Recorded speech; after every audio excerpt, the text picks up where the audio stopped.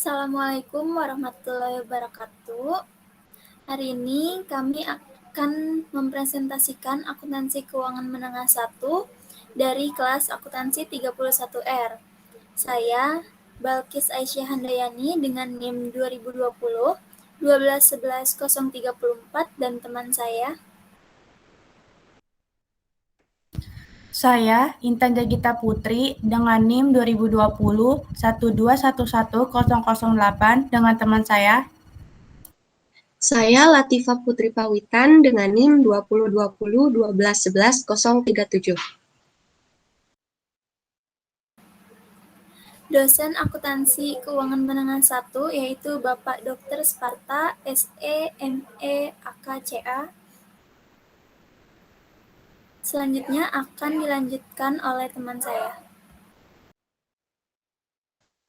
Kali ini kami akan membahas tentang chapter 5, yaitu dengan judul Laporan Posisi Keuangan dan Laporan Arus Kas.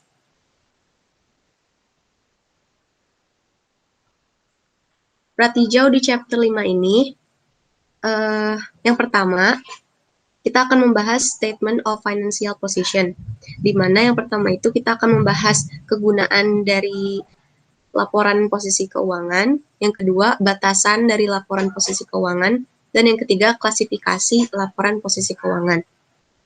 Lalu selanjutnya Preparation of Statement Financial Position, terdiri dari formulir akunnya dan formulir laporannya.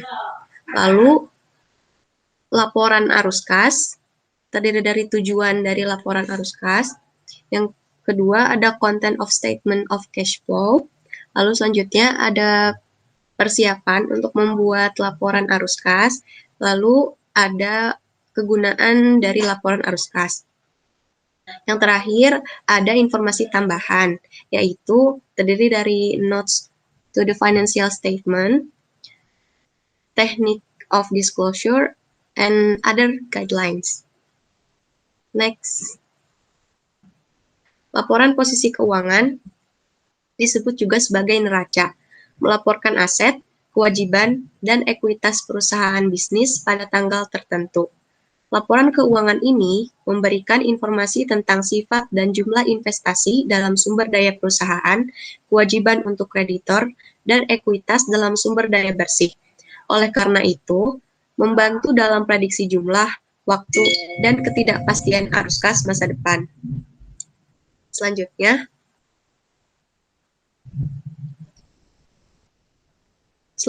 kegunaan laporan posisi keuangan. Yang pertama itu likuiditas. Jumlah waktu yang diharapkan selesai aset direalisasikan atau diubah menjadi uang tunai atau sampai kewajiban harus dibayar. Kreditor tertarik pada rasio likuiditas jangka pendek, seperti rasio uang tunai terhadap kewajiban jangka pendek. Rasio ini menunjukkan apakah sebuah perusahaan akan memiliki sumber daya untuk membayar kewajiban saat jatuh tempo. Pemegang saham juga menilai likuiditas untuk mengevaluasi kemungkinan dividen tunai di masa depan atau pembelian kembali saham. Secara umum, semakin besar likuiditas, semakin rendah resiko kegagalannya. Selanjutnya, kegunaan laporan posisi keuangan yang kedua adalah solvabilitas, yaitu kemampuan perusahaan untuk membayar utangnya saat mereka jatuh tempo. Perusahaan dengan utang yang lebih tinggi relatif daripada aset akan lebih beresiko karena mereka akan membutuhkan lebih banyak aset mereka untuk memenuhi kewajiban tetap mereka, yaitu bunga dan pembayaran pokok. Selanjutnya, fungsi yang ketiga yaitu fleksibilitas keuangan. Fleksibilitas keuangan adalah kemampuan perusahaan untuk mengambil tindakan efektif untuk mengubah jumlah dan waktu arus kas sehingga dapat menanggapi kebutuhan dan peluang yang tidak terduga. Sebuah perusahaan dengan tingkat fleksibilitas keuangan yang tinggi lebih mampu bertahan dari masa-masa buruk, untuk pulih dari kemunduran yang tak terduga, dan untuk mengambil keuntungan dari peluang investasi yang menguntungkan dan tak terduga. Umumnya, semakin besar fleksibilitas keuangan perusahaan,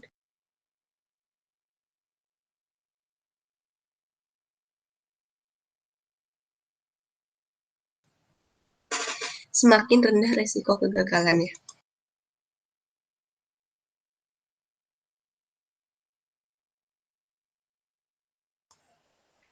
Tolong lanjutin dulu satu slide.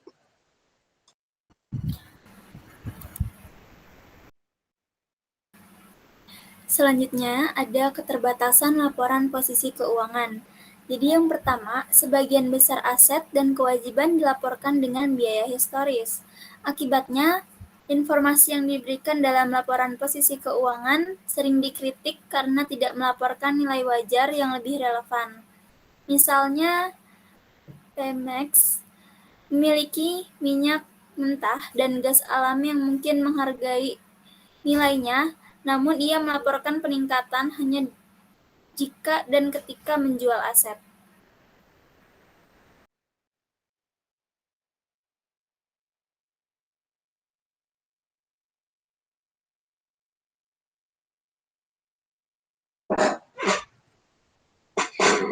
Keterbatasan laporan posisi keuangan yang kedua adalah perusahaan menggunakan penilaian dan perkiraan untuk menentukan banyak item yang dilaporkan dalam laporan posisi keuangan.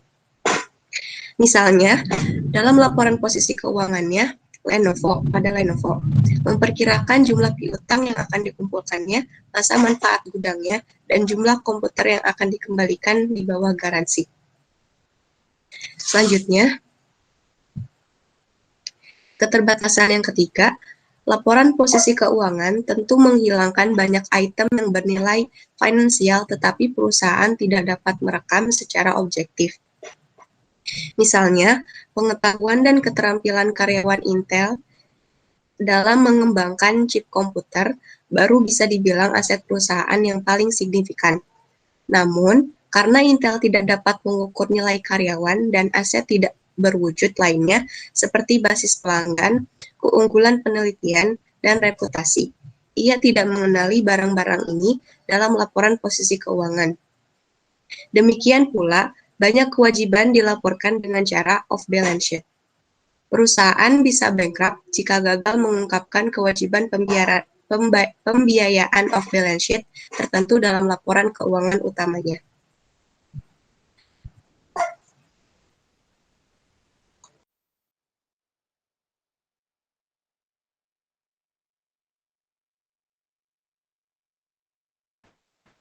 Selanjutnya ada klasifikasi dalam laporan posisi keuangan. Jadi perusahaan mengelompokkan item-item dengan karakteristik yang sama dan item terpisah dengan karakteristik yang berbeda. Jadi perusahaan harus melaporkan secara terpisah. Yang pertama, aset dan liabilitas dengan karakteristik likuiditas umum yang berbeda. Misalnya, Nokia melaporkan uang tunai secara terpisah dari persediaan. Yang kedua, aset yang berbeda dalam fungsi yang diharapkan dalam operasi pusat perusahaan atau kegiatan lainnya. Misalnya, Puma melaporkan persediaan barang dagangan secara terpisah dari properti, pabrik, dan peralatan. Demikian pula,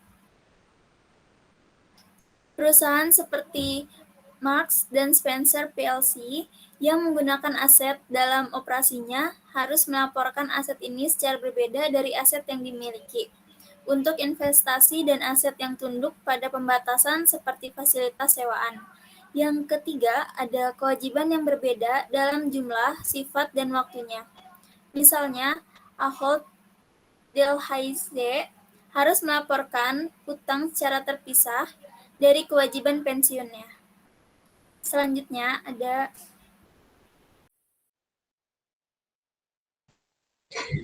Selanjutnya, klasifikasi dalam laporan posisi keuangan.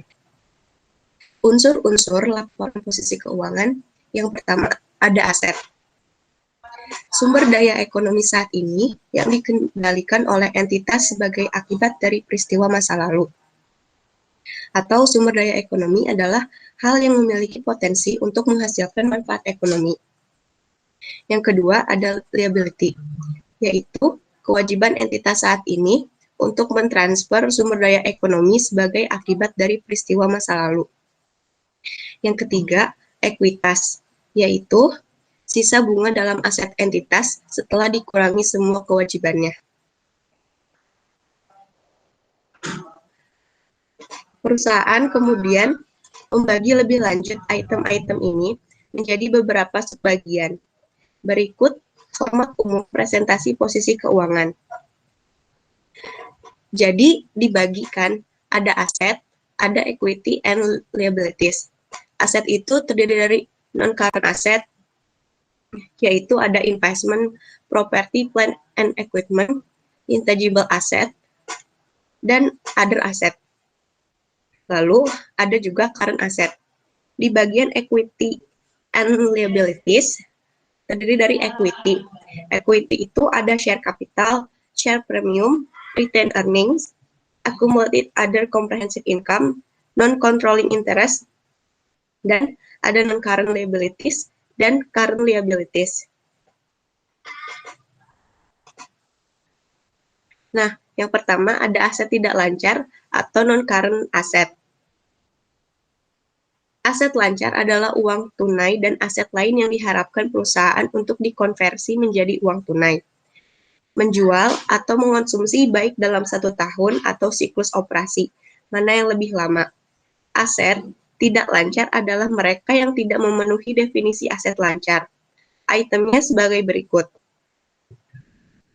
Yang pertama dari non-current aset itu ada investasi jangka panjang atau long-term investment. Biasanya terdiri dari salah satu dari 4 jenis. Yang pertama, investasi dalam sekuritas, seperti obligasi, saham biasa, atau catatan jangka panjang. Yang kedua, investasi dalam aset berwujud saat ini tidak digunakan dalam operasi, seperti tanah yang dimiliki untuk spekulasi. Yang ketiga, investasi yang disisihkan dalam dana khusus, seperti dana tenggelam, dana pensiun, atau dana ekspektasi pabrik. Yang keempat, investasi di anak perusahaan non-konsolidasi atau perusahaan terkait.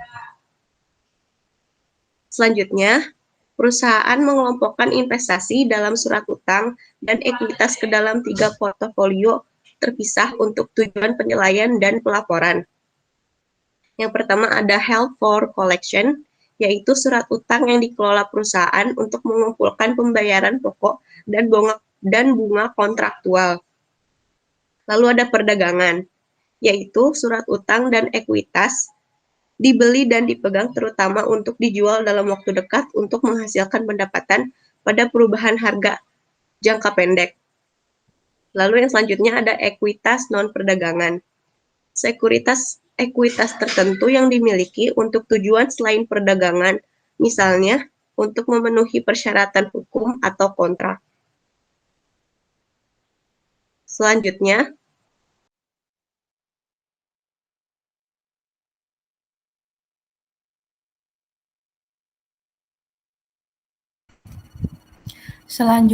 ada klasifikasi dalam laporan posisi keuangan. Perusahaan harus melaporkan sekuritas perdagangan, baik utang ataupun ekuitas sebagai aset lancar. Ini mengklasifikasikan sekuritas-ekuitas individu yang dimiliki untuk pengumpulan dan non-perdagangan saat ini atau tidak terkini, tergantung pada keadaan. Ini harus melaporkan sekuritas yang disimpan untuk koleksi dengan biaya diamortisasi semua perdagangan dan sekuritas ekuitas non-perdagangan dilaporkan pada nilai wajar. Next.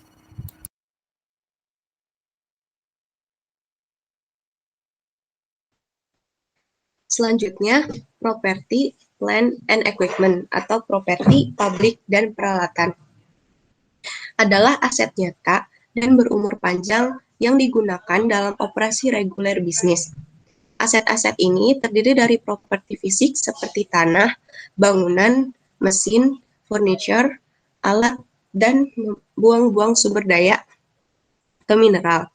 Dengan pengecualian tanah, perusahaan baik terdepresiasi, misalnya bangunan, atau habis, misalnya cadangan minyak aset ini. Selanjutnya, ada intangible asset, atau aset tidak berwujud. Tidak memiliki substansi fisik dan bukan instrumen keuangan. Aset yang dapat diidentifikasi ini termasuk paten, hak cipta, waralaba, merek dagang, nama dagang, dan daftar pelanggan. Lalu selanjutnya ada other asset atau aset lain. Sangat bervariasi dalam praktiknya. Beberapa termasuk barang-barang seperti biaya prabayar jangka panjang dan piutang tidak lancar.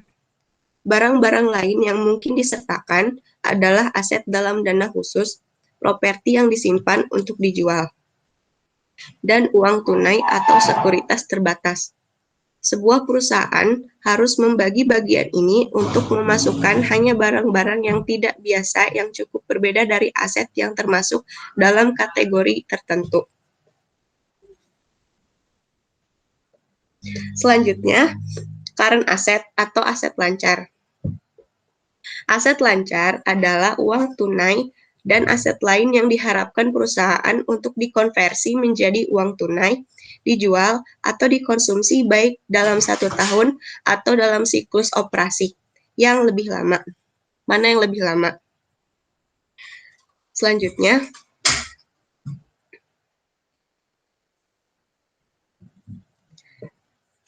aset lancar ini salah satunya adalah inventories atau persediaan. Perusahaan manufaktur seperti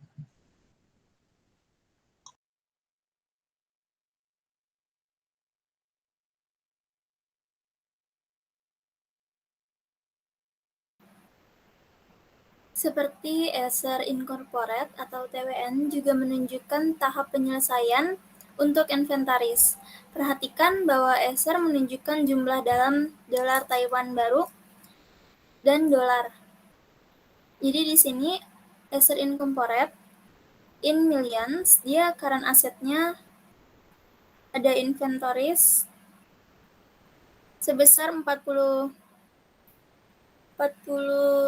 ribu 28 40 juta 28.195 dan 1.219.702. Jadi di sini ada inventories, raw materials, work in process, finished goods, spare part, inventories in transit, sama less provision for inventory obsolescence dan net realizable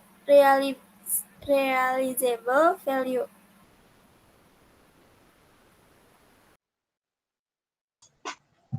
Selanjutnya dari current asset ada receivable atau piutang.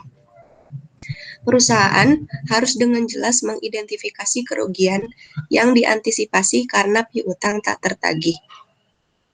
Jumlah dan sifat piutang non-usaha dan setiap piutang yang digunakan sebagai jaminan. Untuk piutang yang timbul dari transaksi yang tidak biasa, seperti penjualan properti atau kepada rekanan atau karyawan. Perusahaan harus secara terpisah mengklasifikasikan ini sebagai jangka panjang, kecuali pengumpulan diharapkan dalam 1 tahun. Selanjutnya, prepaid expense atau beban dibayar di muka. Sebuah perusahaan memasukkan biaya dibayar di muka dalam aset lancar jika akan menerima manfaat, biasanya jasa, dalam 1 tahun atau siklus operasi. Mana yang lebih lama? Contoh umumnya adalah pembayaran di muka untuk polis asuransi.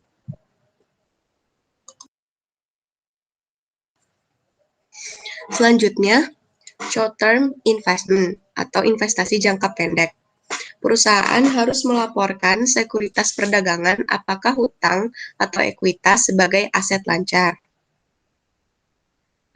Selanjutnya, cash. Kas umumnya dianggap terdiri dari mata uang dan giro, atau uang tersedia sebagai permintaan di lembaga keuangan.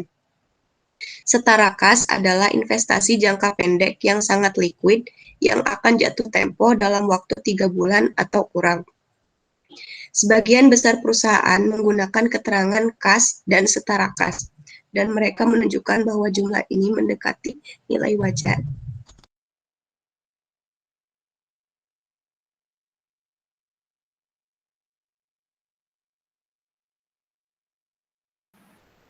Selanjutnya ada cash.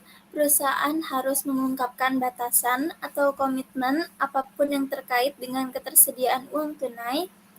Jika sebuah perusahaan membatasi uang tunai untuk tujuan selain kewajiban lancar, itu tidak termasuk uang tunai dari aset lancar.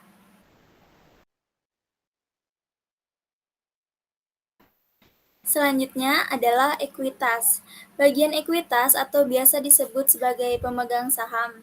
Bagian ekuitas adalah salah satu bagian yang paling sulit untuk mempersiapkan dan memahami.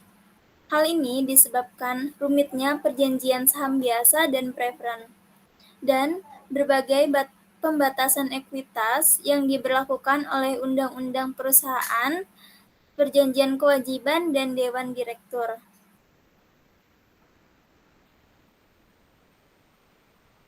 Selanjutnya, perusahaan biasanya membagi menjadi 6 bagian. Yang pertama ada modal saham. Modal saham adalah nilai nominal atau dinyatakan dari saham yang diterbitkan. Disebut juga sebagai saham biasa dan saham preferen. Yang kedua ada bagikan premium, adalah kelebihan jumlah yang dibayarkan di atas nilai nominal atau nilai yang dinyatakan. Yang ketiga ada laba ditahan. Laba ditahan adalah laba perusahaan yang tidak dibagikan. Yang keempat ada akumulasi penghasilan komprehensif lainnya. Jumlah agregat lainnya, item pendapatan komprehensif. Yang kelima ada saham treasury. Umumnya jumlah saham biasa yang dibeli kembali. Yang terakhir yang keenam ada kepentingan non-pengendali. Kepentingan non-pengendali ini adalah bagian dari ekuitas anak perusahaan yang tidak dimiliki oleh perusahaan pelapor. Untuk saham biasa, perusahaan harus mengungkapkan nilai nominal dan saham resmi diterbitkan dan jumlah saham yang beredar. Hal yang sama berlaku untuk saham preferen. Sebuah perusahaan biasanya menyajikan saham, baik untuk saham biasa dan saham preferen, dalam satu jumlah, meskipun subtotalnya adalah informatif jika sumber modal tambahan bervariasi atau dan bermaterial. Jumlah laba ditahan dapat dibagi antara yang tidak ditentukan atau jumlah yang biasanya tersedia untuk dividen distribusi dan jumlah yang dibatasi, misalnya dengan indentur, obligasi, atau perjanjian pinjaman lainnya. Selanjutnya ada ilustrasi 5.13, laporan posisi keuangan penyajian ekuitas. Di sini ada share capital, additional paid in capital, currency translation reserve, cash flow hedging reverse reserve, reserve participation, other reserve include retained earning. Jadi, banyak perusahaan yang melaporkan di bawah IFRS sering menggunakan istilah cadangan sebagai cakupan semua termasuk untuk item seperti laba ditahan, premi saham, dan akumulasi pendapatan komprehensif lainnya. Contoh presentasi tersebut ditunjukkan pada ilustrasi 5.14 untuk Lenovo Group Limited. Jadi di ilustrasi 5.14, laporan posisi keuangan penyajian cadangan untuk Lenovo Group Limited, ada share capital, reserve, equity attribute to owner of the company, perpetual security, other non-controlling interest, put option written on non-controlling interest, dan ada terakhir total equity. Akun ekuitas di perusahaan sangat berbeda dari yang ada dalam kemitraan atau kepemilikan. Mitra menunjukkan secara terpisah akun modal permanen mereka dan saldo di akun sementara mereka, atau menggambarkan akun. Kepemilikan biasanya menggunakan akun modal tunggal yang menangani semua transaksi ekuitas pemilik. Selanjutnya ada kewajiban tidak lancar. Kewajiban tidak lancar adalah kewajiban yang tidak diharapkan perusahaan untuk likuidasi secara wajar lebih lama dari 1 tahun atau siklus operasi normal. Contoh yang paling umum adalah hutang obligasi, hutang wesel, pajak penghasilan tangguhan, kewajiban sewa, dan kewajiban pensiun. Perusahaan mengklasifikasikan kewajiban tidak lancar yang jatuh tempo dalam siklus operasi saat ini atau 1 tahun sebagai kewajiban lancar jika pembayaran kewajiban memerlukan penggunaan aset lancar. Secara umum, kewajiban tidak lancar terdiri dari 3 jenis. Yang pertama ada kewajiban yang timbul dari situasi pembiayaan tertentu, seperti penerbitan obligasi, jangka panjang kewajiban sewa, dan wesel bayar jangka panjang. Kewajiban yang kedua ada kewajiban yang timbul dari operasi normal perusahaan, seperti kewajiban pensiun dan kewajiban pajak penghasilan tangguhan. Yang ketiga ada kewajiban yang bergantung pada terjadinya atau tidak terjadinya satu atau lebih peristiwa di masa depan untuk mengkonfirmasi jumlah yang harus dibayar, atau penerima pembayaran atau tanggal pembayaran seperti layanan atau produk jaminan, kewajiban lingkungan, dan restrukturisasi sering disebut sebagai ketentuan. Selanjutnya ada kewajiban lancar, adalah kewajiban yang umumnya diharapkan perusahaan untuk diselesaikan dalam keadaan normal, siklus operasi, atau 1 tahun. Mana yang lebih lama? Jadi konsep ini meliputi hutang yang dihasilkan dari perolehan barang dan jasa, seperti hutang usaha, gaji dan upah, terutang, pajak penghasilan terutang, dan sebagainya.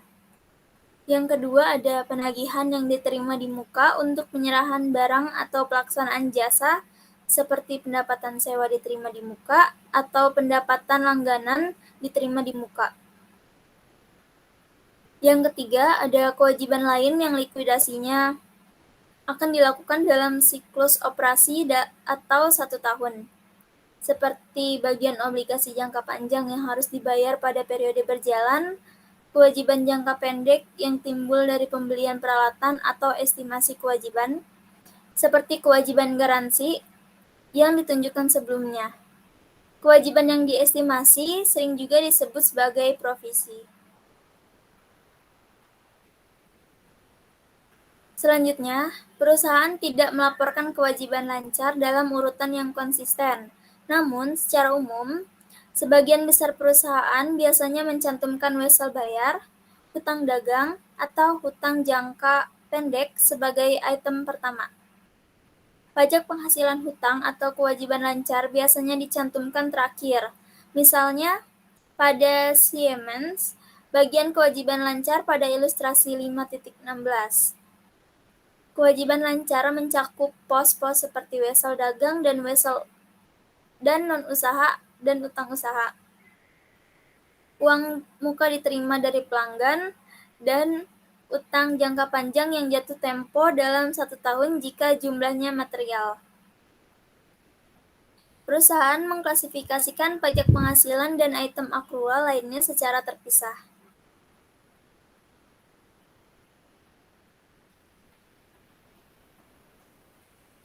Selanjutnya ada penyusunan laporan posisi keuangan. Yang pertama ada formulir akun. Perusahaan menggunakan formulir akun atau formulir laporan untuk menyajikan laporan keuangan informasi posisi keuangan. Formulir akun mencantumkan aset berdasarkan bagian di sisi kiri dan ekuitas dan kewajiban. Menurut bagian di sisi kanan, kerugian utama adalah kebutuhan yang cukup luas ruang di mana untuk menyajikan item berdampingan. Seringkali formulir akun membutuhkan 2 halaman yang berhadapan. Jadi pada ilustrasi 5.17 yang mencantumkan aset diikuti oleh ekuitas dan kewajiban langsung di bawahnya.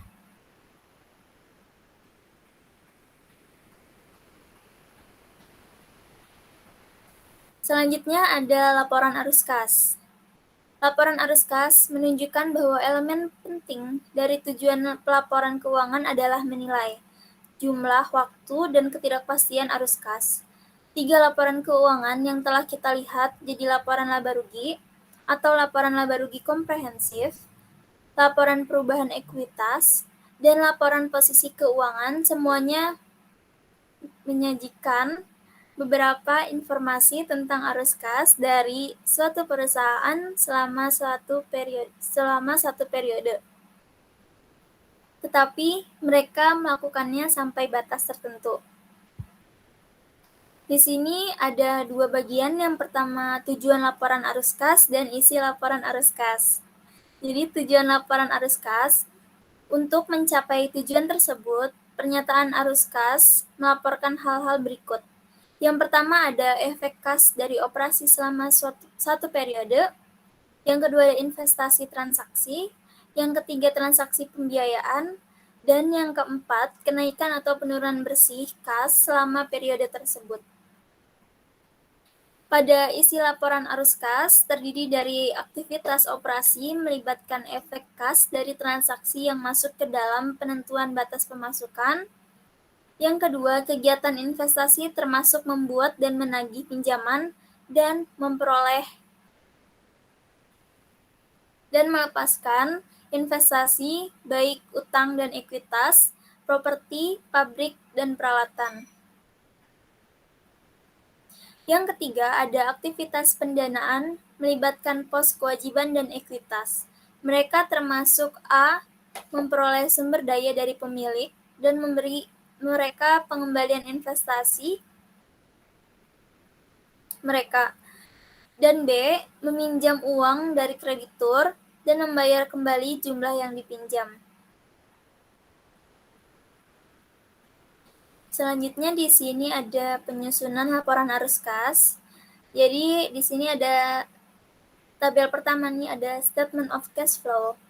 Terdiri dari cash flow from operating activity, cash flow from investing activity, cash flow from financing activity, net increase atau decrease in cash, cash at beginning of year, cash at end for year. Yang tabel kedua ini adalah ilustrasi 5.19 cash inflow and outflow.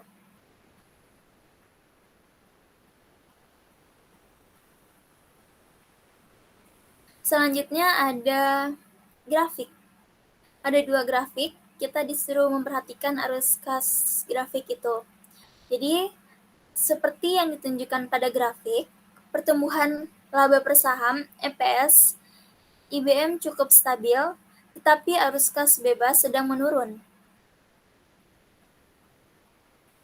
Sebuah tampilan di bawah tenda menunjukkan bahwa sementara tingkat utang meningkat, IBM telah menggunakan arus kas untuk meningkatkan dividen dan pembelian kembali saham. Selanjutnya ada menyiapkan laporan arus kas. Menyiapkan laporan arus kas dari sumber-sumber ini melibatkan 4 langkah. Yang pertama, menentukan kas bersih yang disediakan oleh atau digunakan oleh aktivitas operasi. Yang kedua, tentukan kas bersih yang disediakan oleh aktivitas investasi dan pendanaan. Yang ketiga, tentukan perubahan bisa kenaikan atau penurunan kas selama periode tersebut. Yang keempat, ada rekonsiliasi perubahan kas dengan saldo kas awal dan akhir. Lalu ini ada kas bersih yang disediakan oleh aktivitas operasi adalah kelebihan penerimaan kas atas pembayaran kas dari kegiatan operasi.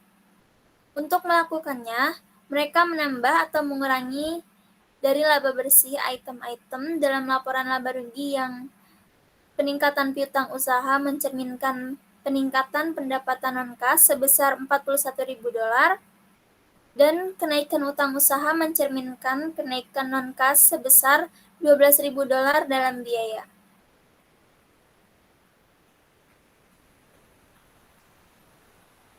Selanjutnya ada menyiapkan laporan arus kas. Oleh karena itu, untuk mendapatkan kas bersih yang disediakan oleh aktivitas operasi, Telemarketing Inc. peningkatan piutang sebesar $41.000 dan itu menambah kembali laba bersih peningkatan utang usaha sebesar $12.000. Sebagai hasil dari penyesuaian ini, perusahaan menentukan kas bersih disediakan oleh aktivitas operasi menjadi $10.000. Dihitung seperti yang ditunjukkan pada ilustrasi 5.22. Jadi di sini ada net income sebesar $39.000, adjustment to reconcile net income to net cash provided by operating activity. Di situ terdiri dari increase in account receivable sebesar $41.000, increase in account payable $12.000, dan dihitung sebesar $29.000, net cash provided by operating activity sebesar $10.000. $10.000 ini dari net income sebesar $39.000 dikurang dari increase in account payable $29.000. Jadi hasilnya $10.000. Selanjutnya ada perusahaan menentukan aktivitas investasi dan pendanaannya. Hanya Telemarketing Inc. Aktivitas investasi adalah pembelian tanah. Itu memiliki 2 kegiatan pembiayaan. Yang pertama ada modal saham biasa meningkat $50.000 dari penerbitan 50.000 saham biasa secara tunai. Yang kedua, perusahaan membayar $14.000 tunai dalam bentuk dividen.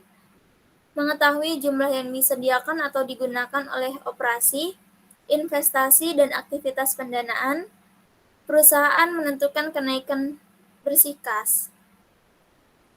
Pada ilustrasi 5.23, hadiah laporan arus kas Telemarketing Inc. untuk tahun 2022.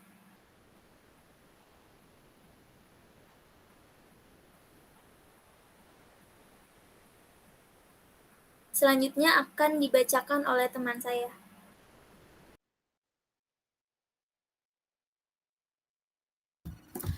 Lalu ada kegunaan laporan arus kas. Yang pertama, likuiditas keuangan. Likuiditas keuangan ini rasio menunjukkan apakah perusahaan dapat membayar kewajiban lancarnya dari operasinya. Rasio mendekati 1:1 itu bagus. Rumusnya, rasio cakupan hutang kas saat ini sama dengan kas bersih yang disediakan oleh aktivitas operasi dibagi kewajiban lancar rata-rata. Next.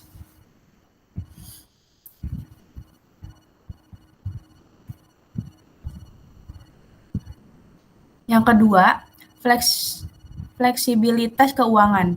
Rasio ini menunjukkan kemampuan perusahaan untuk membayar kewajibannya dari kas bersih yang disediakan oleh aktivitas operasi tanpa harus melikuidasi aset yang digunakan dalam operasinya.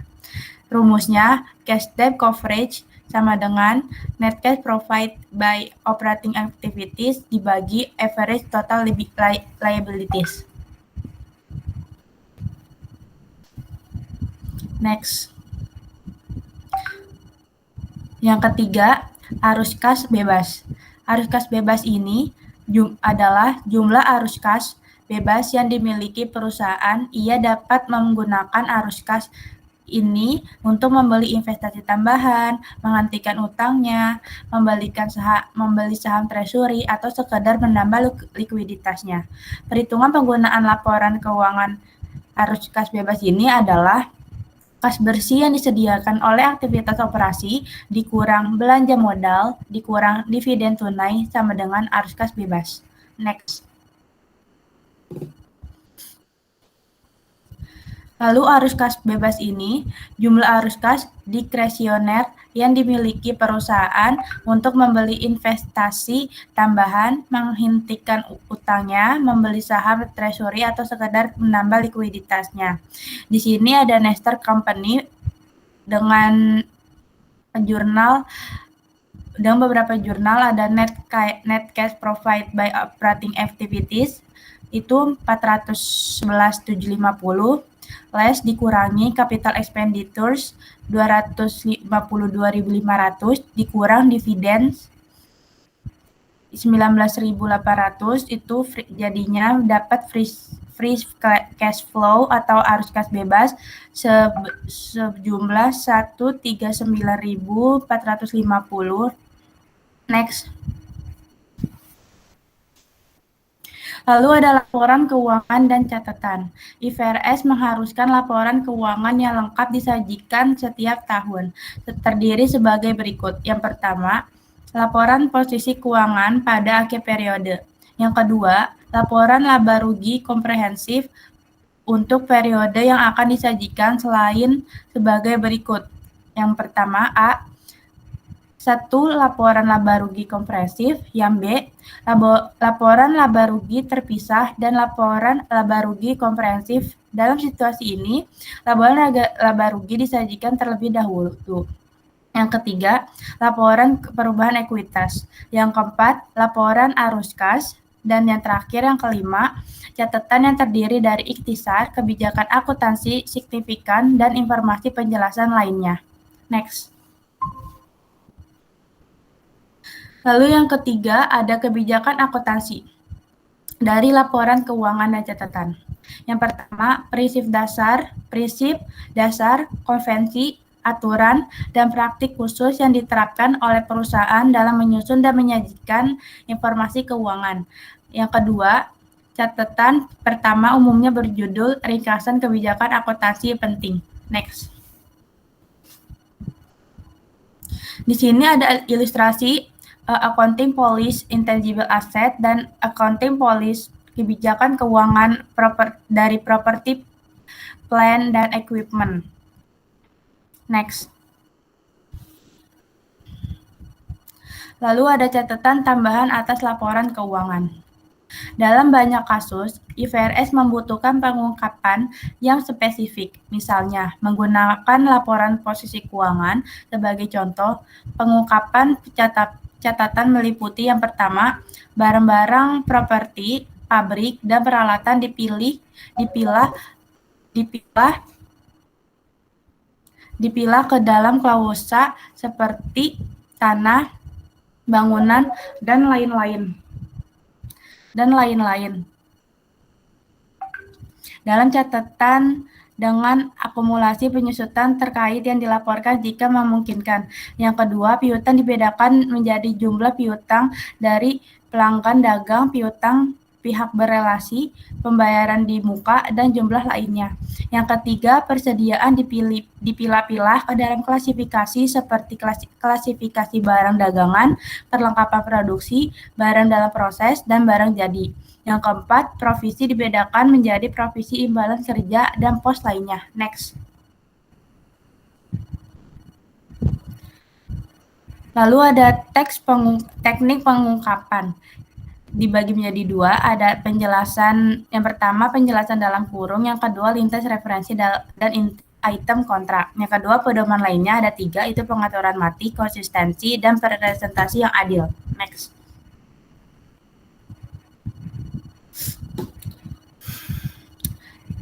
Lalu ada analisis rasio dari referensi, menggunakan rasio untuk menganalisis kinerja. Analisis dan pihak berkepentingan lainnya dapat mengumpulkan informasi kualitatif dari laporan keuangan dengan memeriksa hubungan antara item dalam laporan dan mengidentifikasi tren dalam hubungan ini. Jenis rasio utamanya ada 4. Yang pertama, rasio likuiditas.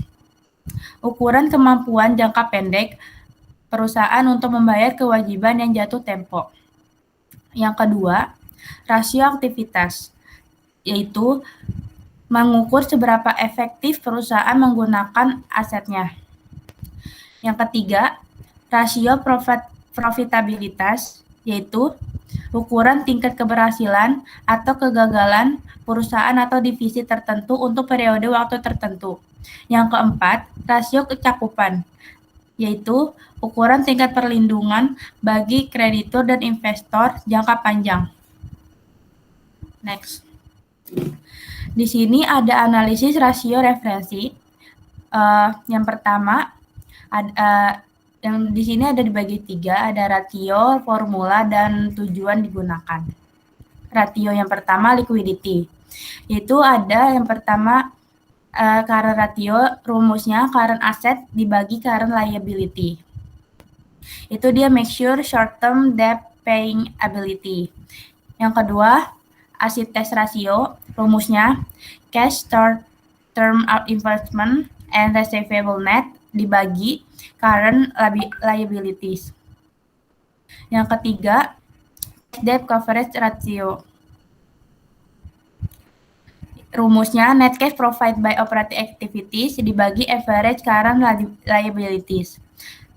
Tujuannya measure company ability to pay off its current liabilities. Yang kedua ada activity, itu ada receivable turnover. Rumusnya net sales dibagi average trade receivable net, itu make sure liquidity of receivable. Yang kelima, inventory turnover. Rumusnya cost of goods sold atau COGS dibagi average inventory. Yang keenam, asset turnover. Rumusnya net sales dibagi average total asset. Next.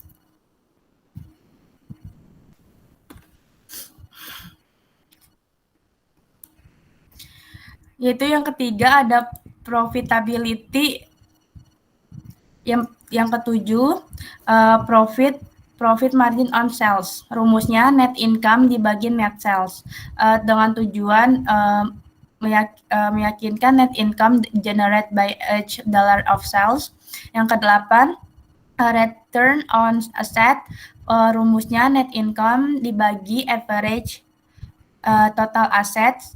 Yang kesembilan, return on share capital ordinary, itu rumusnya net income dikurang preference dividends dibagi average shareholder equity ordinary. Yang ke-10 ada earning per shares. Rumusnya net income dikurang preference dividends dibagi weight shares outstanding.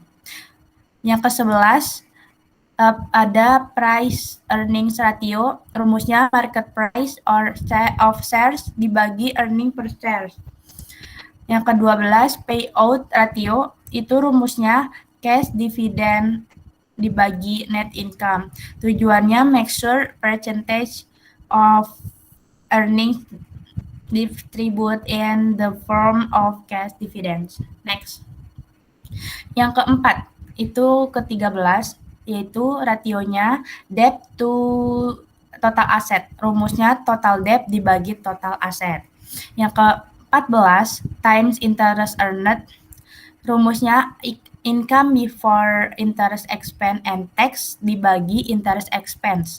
Yang ke-15, cash debt coverage ratio. Rumusnya net cash provided by operating activities dibagi average total liabilities. Yang ke-16 yaitu book value per shares, rumusnya shareholders equity ordinary dibagi outstanding shares.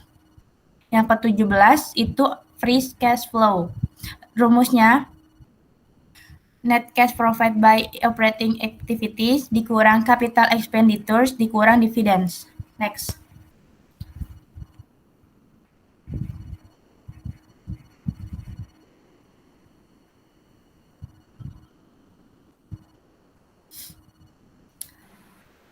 Selanjutnya ada soal dan jawaban chapter 4.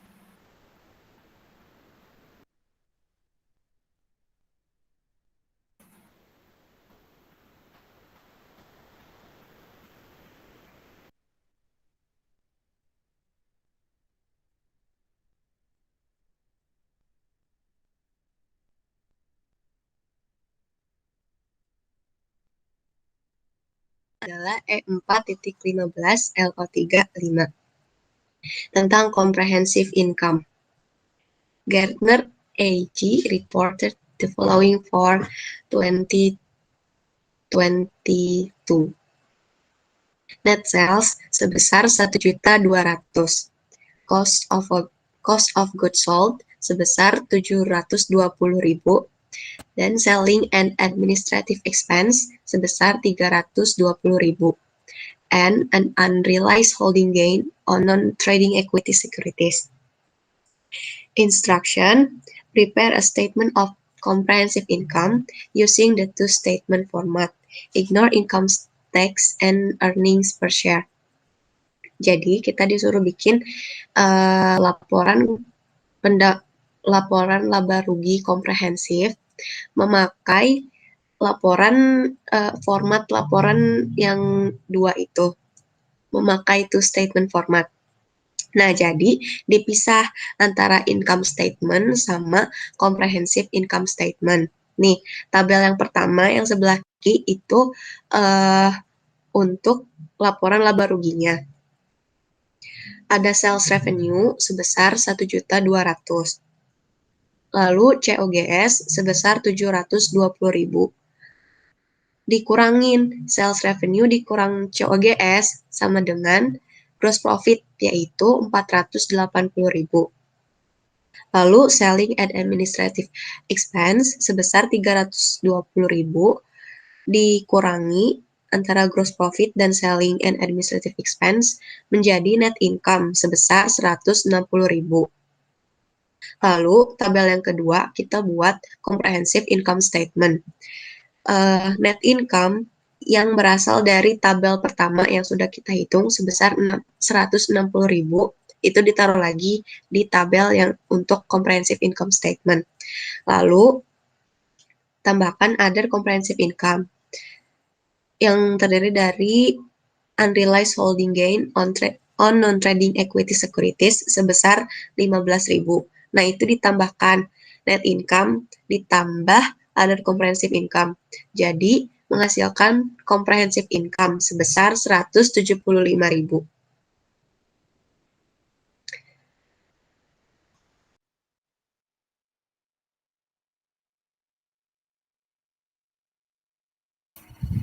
Selanjutnya, E47 dari laporan laba rugi. Akuntan Witherspoon Su telah mengumpulkan informasi berikut dari catatan perusahaan sebagai dasar untuk laporan laba rugi untuk tahun yang berakhir pada tanggal 31 Desember 2019. Di sini ada beberapa informasi.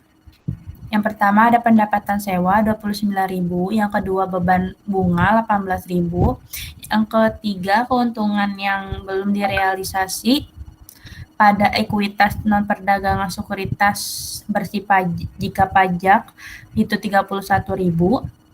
Itu ada beban penjalanan 140.000, pajak penghasilan 30.600, terus ada administrasi biaya 181.000, ada harga pokok penjualan itu 516.000, ada penjualan bersih 980.000, ada dividen tunai dinyatakan itu 16.000, ada kerugian penjualan aset pabrik itu 15.000, dan ada 20.000 saham biasa yang beredar selama tahun tersebut.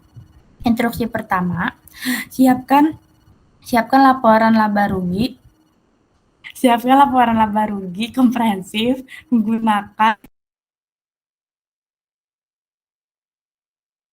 pendekatan laporan gabungan.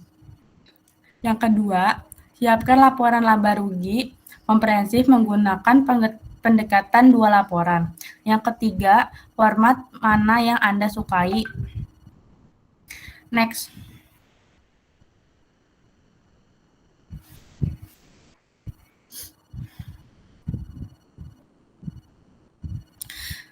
Ini di sini jawaban yang pertama itu disuruh membuat income statement dari Witherspoon Su yang berakhir pada Desember 31, 2010. Yang pertama itu net sales. Net sales-nya itu 980.000, terus ada COGS 516.000. Lalu ada gross profit 464.000. Kenapa? Karena gross profit ini 980.000 dikurang 516 jadi 464.000. Lalu ada selling expense. Selling expense ini 140.000 ada administrasi expense-nya 181.000, di total jadi 322.000. Jadi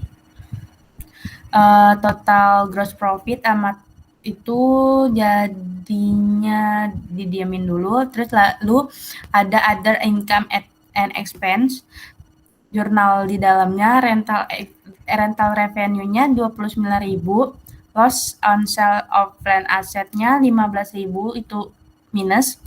Jadi 29.000 dikurang 15.000, 14.000. Lalu ada income from operation 157.000. 157.000.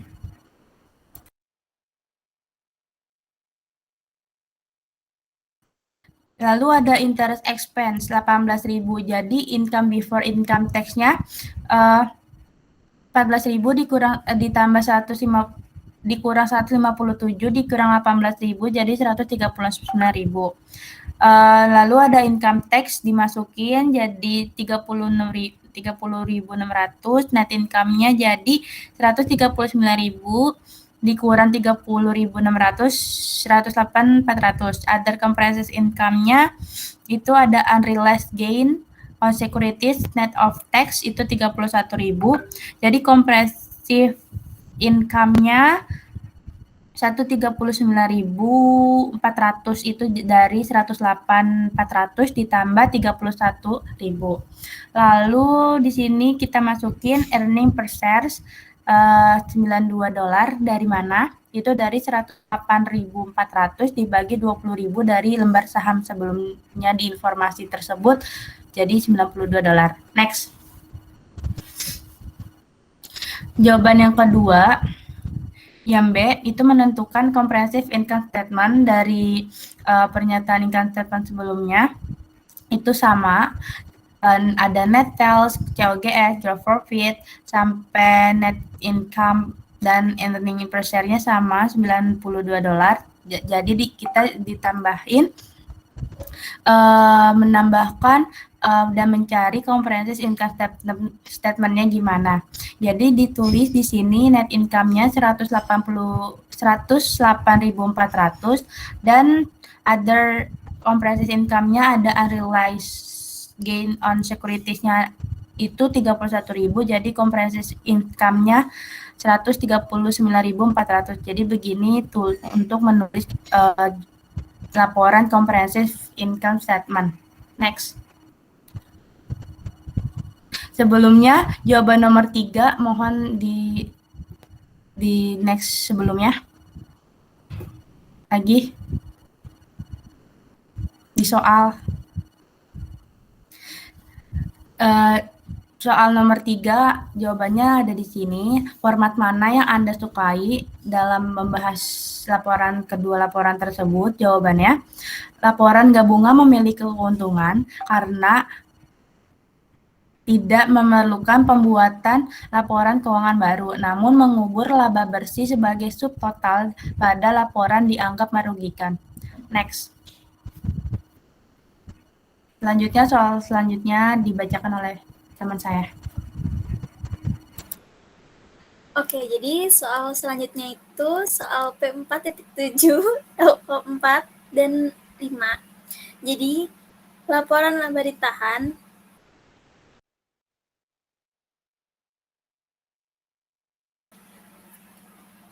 Jadi soalnya ini, laporan laba ditahan, penyesuaian periode sebelumnya. Berikut adalah akun laba ditahan tahun 2019 untuk Acadian Corp. Jadi di sini ada return earning tanggal 1 Januari 2019 sebesar $257.600. Jadi at gain on sale of investment sebesar $41.200. Net income 84.500. Refund on litigation with government itu 21.600. Dan recognition of income in 2018 but omit from income statement in the year itu 25.400. Jadi ini dari yang 41.200 ditambah 84.500 ditambah 21.600 dan ditambah 25.400 hasilnya 172.700. Nah, dari angka yang awal dari return earning pada tanggal 1 Januari itu kan 257.600 dikurang sama total yang tadi 172.700 hasilnya ditambah maksudnya. Jadi hasilnya 430.300.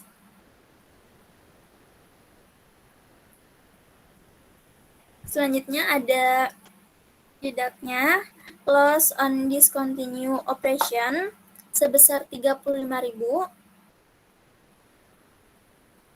write off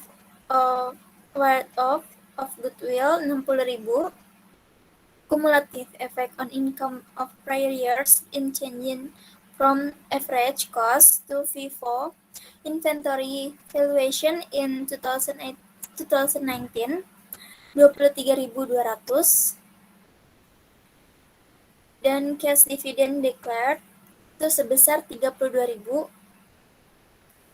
Kita tambahin lagi dari yang 35.000 ditambah 60.000 ditambah 63.200 ditambah 32.000 hasilnya 150.200.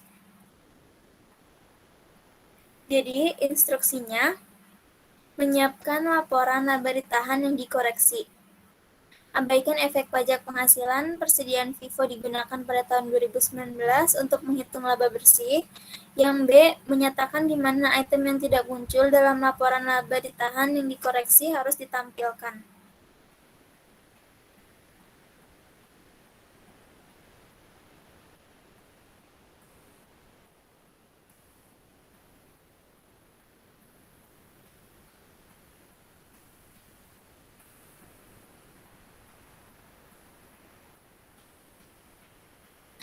Jadi jawabannya Acadian Corp return earning statement for the year ended December 31, 2019, return earning January 1st, 2019 as report $257.600, correction of error from prior period net of tax sebesar 25.400, adjustment for change in accounting principle net of tax ada 23.200,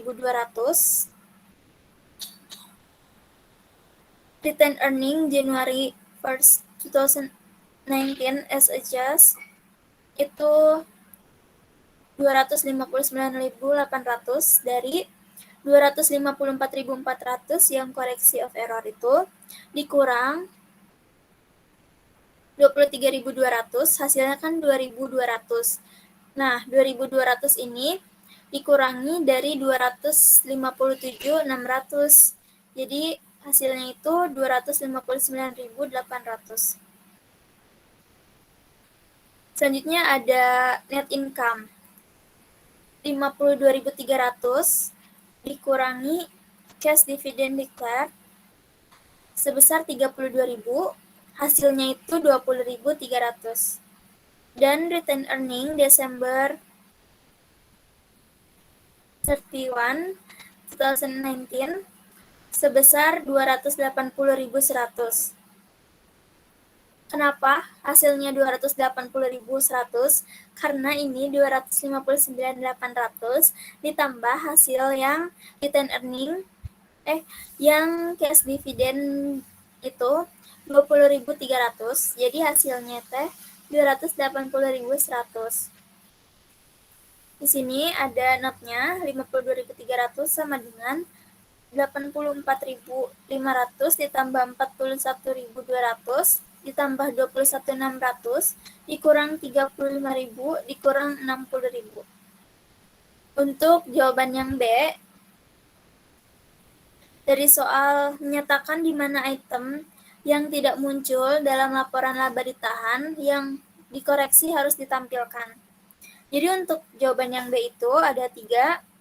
Jadi gain on sale of investment, body income statement. Yang kedua ada refund on litigation with government, body income statement. Yang ketiga ada loss on discontinued operation, body of the income statement. Ya, jadi sekian presentasi dari kelompok kami, kelompok 7. Kurang lebihnya mohon dimaafkan dan banyak salah kata dan perbuatan juga mohon dimaafkan. Terima kasih. Wassalamualaikum warahmatullahi wabarakatuh.